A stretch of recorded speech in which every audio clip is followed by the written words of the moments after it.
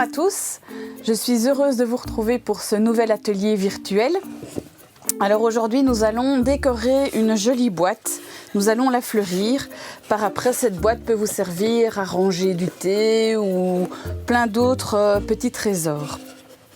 Alors pour garnir notre boîte, ce que nous allons faire en premier lieu, c'est évidemment mettre du papier cellophane parce qu'évidemment la boîte est en bois et donc évidemment si on met la mousse Oasis imbibée d'eau dedans, eh bien la boîte va tout de suite s'abîmer.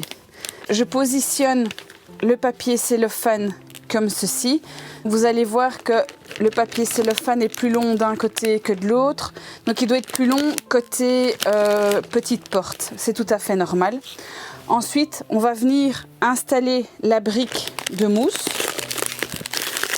Donc on accompagne la brique pour que le cellophane se mette correctement.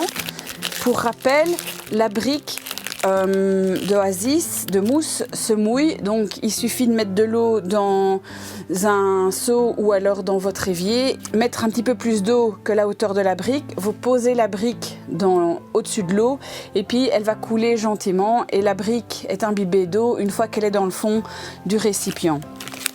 Ici, on voit vraiment que mon cellophane dépasse vraiment de ce côté-ci. C'est tout à fait normal parce que quand je viens reposer la petite porte de la boîte, vous voyez, eh bien, il faut que le cellophane dépasse et soit sur la brique.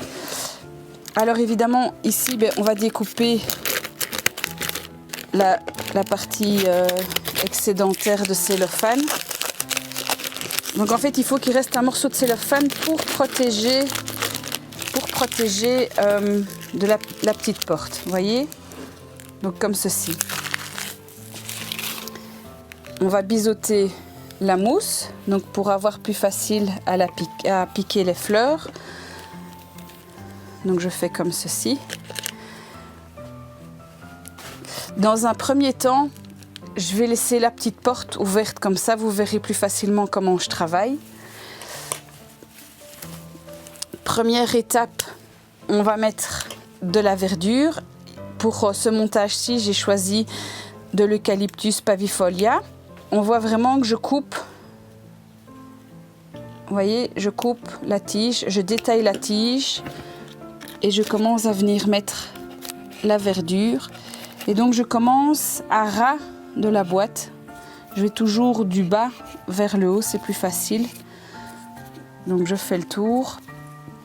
Et puis après on en met. Donc ici évidemment, vous faites le test pour qu'évidemment ce soit caché.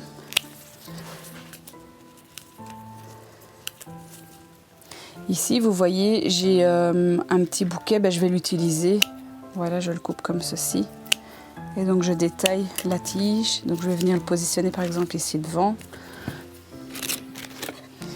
Et donc ici, on n'hésite vraiment pas à venir piquer, comme vous voyez, à piquer l'eucalyptus pour qu'il parte vers l'arrière en fait. Bon, après on rectifie quand on referme la petite boîte. Et donc on met de la verdure un peu partout.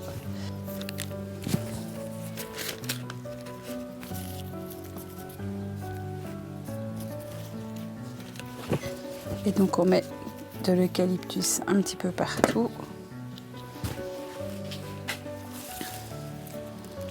Le but c'est que quand les fleurs vont sécher, elles vont rétrécir. Et donc du coup, si on ne met pas de verdure, on verra la mousse. Et ça, c'est pas joli.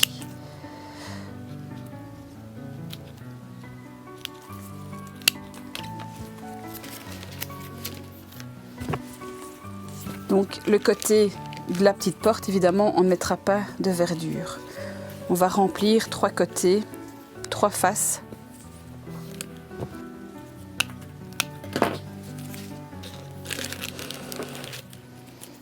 Donc j'ai déjà fait 2 faces. Je fais la dernière face.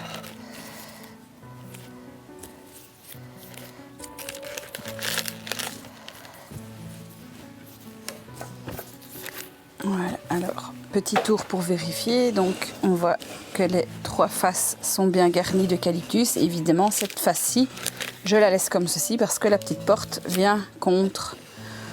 Ça donne ceci avec la petite porte fermer. Ensuite, on va commencer avec les fleurs. Nous avons des œillets Saint-Gobelin. C'est un joli œillet vert clair. Pour me faciliter la vie, je précoupe les tiges. Pour les œillets, de manière générale, s'ils sont encore un peu fermés comme ceci, rien ne vous empêche délicatement de venir ouvrir la fleur. Alors ici, ma tige est un petit peu longue, donc ce que je fais, c'est que je biseaute pour la recouper. Et donc, je vais positionner mes œillets. Alors, on a 3 œillets Saint-Gobelin, vert clair, donc on va les répartir un petit peu partout. Ensuite, on a l'œillet Viper Wine, donc aussi, hop, donc je vais veiller à les répartir. Et donc ici, les fleurs qui sont choisies, c'est vraiment pour faire un montage multicolore.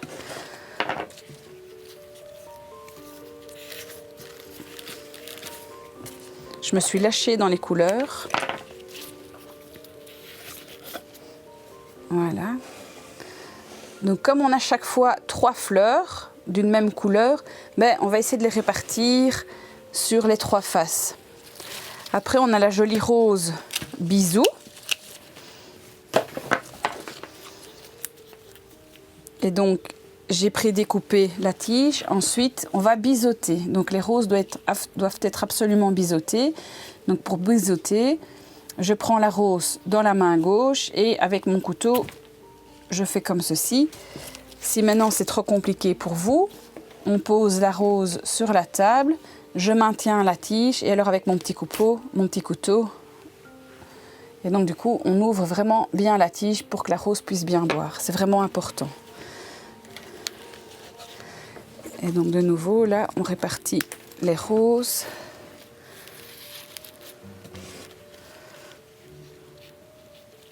Je vais mettre un peu plus derrière. Voilà. Après, nous avons la jolie rose Marie-Claire, qui est une rose orangée avec une légère colorette rouge comme ceci. Donc de nouveau, je les biseaute. Hop. Donc, je l'ai positionnée ici. Je vais la positionner dans le bas.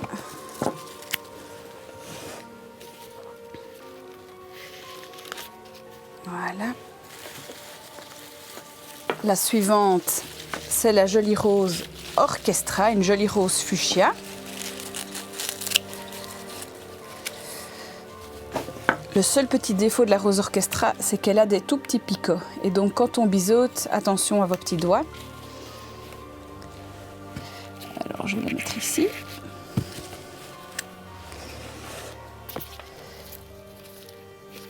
Ici. Ici.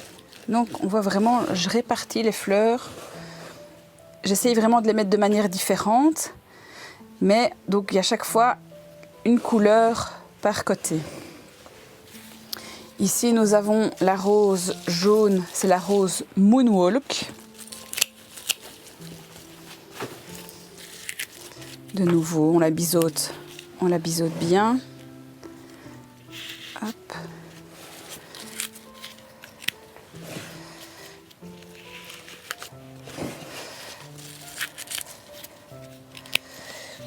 Et ici, ce que je vais faire, c'est que je vais déplacer légèrement mon œillet pour pouvoir venir mettre la rose jaune ici. Voilà.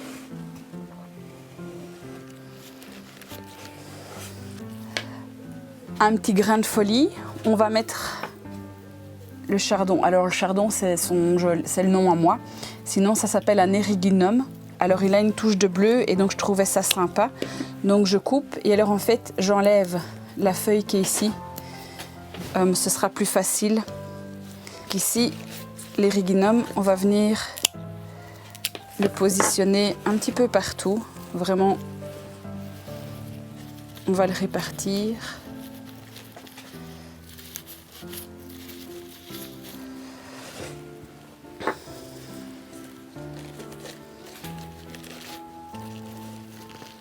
Ça donne une touche de bleu sans être trop flashy.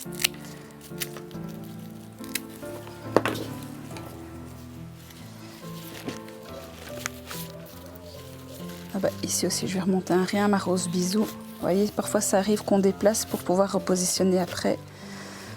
Voilà, et ici, je vais encore mettre un dernier Erioginum. Voilà, donc vous voyez, je les ai vraiment répartis sur toutes les faces de mon montage. Nous allons passer à la petite rose Mimi Eden, qui est une rose en grappe. Donc ici, on voit vraiment que les roses ne sont pas du tout sur le même plan. Donc du coup, on va les couper, on va les séparer. Si sur votre tige, il y a des boutons, utilisez-les. Hein. Et donc de nouveau, on va biseauter et on va répartir. Voilà.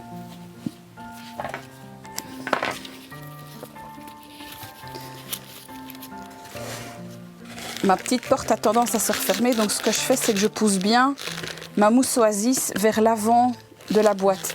Donc ici, quand on voit, je sais vraiment mettre sans aucun problème ma main. Et donc ça, c'est important pour que la petite boîte, la petite boîte puisse bien, ne pas trop se refermer.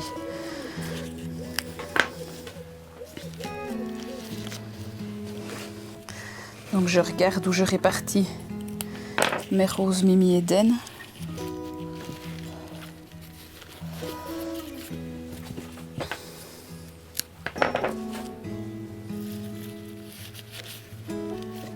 Voilà. Et on termine notre montage avec la petite rose jaune en grappe. Et j'ai un trou de mémoire. Je ne connais plus son nom. Et donc de nouveau, on coupe toutes les tiges. C'est une rose jaune claire, j'aime vraiment beaucoup. Donc ici, on voit que j'ai laissé le petit bouton. Ça va ajouter une petite touche à notre montage de vert.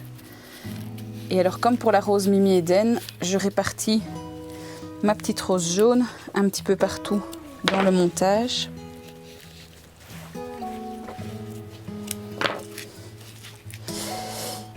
Alors, ici, on va voir, je trouve, pour ma part, que j'aurai trop de jaune ici et trop de rose là. Donc, ce que je vais faire, c'est que je vais faire un échange. Je vais changer la rose Solebo avec la rose Orchestra. Voilà. Parfois, ça arrive qu'il faille faire des petits changements. Et alors, du coup, ici, j'ai de nouveau mes deux roses jaunes l'une à côté de l'autre. Donc, ce que je vais faire, c'est que je vais bouger ma rose jaune comme ceci. Je vais mettre mon Orchestra à la place. Je remets ma petite rose Mimi Eden. Voilà, donc vous voyez, par la suite, j'ai positionné mes fleurs en première intention. Et puis après, en ajoutant mes autres fleurs, je me rends compte que j'ai trop de similitudes dans les couleurs. Donc du coup, rien ne vous empêche de faire comme moi, de redéplacer vos fleurs pour essayer vraiment d'avoir une harmonie. Hop. Et donc je continue à répartir mes petites roses jaunes. Ici, on voit aussi, j'ai deux chardons bleus. Ils étaient un peu fort proches et donc du coup, en remettant ma petite rose jaune entre, je les ai écartés. Donc ça aussi, il ne faut pas hésiter à faire. Si on s'y tient, mes fleurs sont un peu trop proches l'une de l'autre, on remet une petite rose, soit la petite rose Mimi Eden, soit la petite rose jaune. Et donc du coup, ça écarte notre montage, ça écarte nos fleurs. Et c'est joli. Alors, il me reste une petite. Donc, je vais encore remonter un petit coup ma rose bisou, décidément. Je l'aurais beaucoup bougé, celle-là. Voilà, et je viens mettre ma petite rose jaune ici. Voilà le montage fini. On va le faire aller sur les trois côtés. Donc ici, on voit bien que la petite porte est légèrement en pente. Et puis alors, on voit que les fleurs ont été réparties sur les trois faces. Et on revient à notre petite porte. J'espère que cet atelier virtuel vous a plu.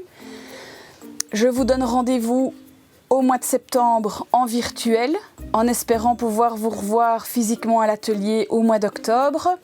Les dates suivront. En attendant, n'hésitez pas à suivre le Jardin de Léontine sur sa page Facebook, sur sa page Instagram, sur la chaîne YouTube Le Jardin de Léontine et surtout, n'oubliez pas de vous abonner, ça fera plaisir aux enfants. En attendant, je vous fais des gros bisous virtuels. Au revoir!